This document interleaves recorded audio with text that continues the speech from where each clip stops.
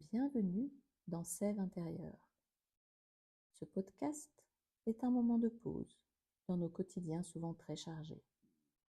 On va parler du corps, du système nerveux, de ce qui se passe à l'intérieur de nous et qu'on ne comprend pas toujours. Ici, pas de jugement, pas de conseil miracle, pas d'injonction à tout changer, mais simplement des clés pour comprendre et laisser le corps retrouver un peu plus de sécurité.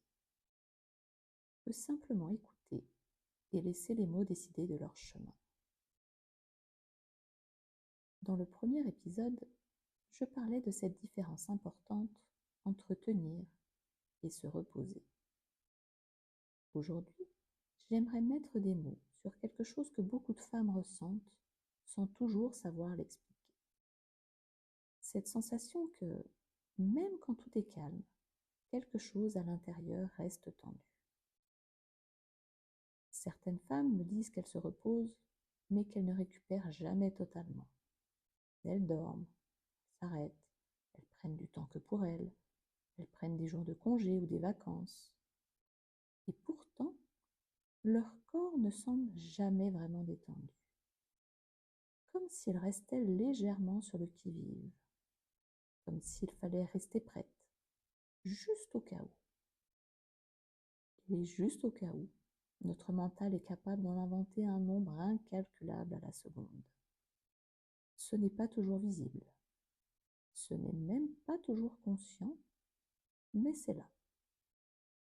Avant, je pensais même que c'était de la performance d'être toujours parée à toute éventualité, que cela me rendait plus forte, un peu comme un super pouvoir. Si tu te reconnais dans cette sensation, il est important de dire une chose clairement. Ce n'est pas un défaut, ce n'est pas une fragilité, ce n'est pas un échec du repos. C'est souvent le signe d'une adaptation du système nerveux qui a appris à rester vigilant. Un système qui a compris à un moment de ta vie que se relâcher complètement n'était peut-être pas possible, n'était peut-être pas prudent. Le corps ne cherche pas à te compliquer la vie, même si franchement des fois on peut se poser la question. En fait, ton corps, il cherche juste à te protéger. Et quand il a appris que rester en alerte était nécessaire, continue, même quand le danger n'est plus là. Ce n'est pas quelque chose que l'on décide. Ce mécanisme se met en place avant même que l'information arrive à notre cerveau conscient. C'est quelque chose qui s'est installé petit à petit. Bonne nouvelle, c'est que ce système n'est pas figé, mais il n'a pas besoin qu'on le force à se détendre. Il a besoin d'apprendre, progressivement, qu'il peut se relâcher sans risque. Et cet apprentissage se fait lentement, par petites touches, par répétition. Et c'est ce que nous allons explorer ensemble, progressivement dans ce podcast. Je te propose une courte pause, juste quelques secondes. Regarde autour de toi, là où tu es. Sans analyser, repère simplement une chose visuellement neutre ou agréable. Une couleur, une forme, une lumière.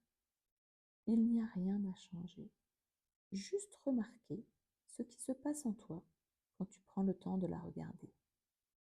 Peut-être qu'il ne se passe rien. Peut-être que certaines parties de ton corps se détendent ou que d'autres au contraire se crispent.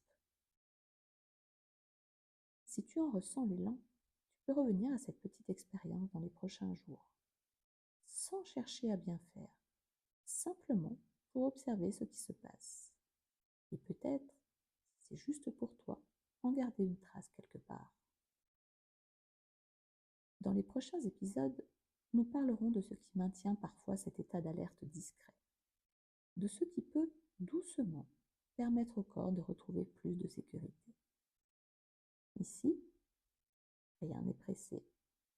Si tu écoutes, c'est déjà beaucoup. Alors à très bientôt dans Sève intérieure.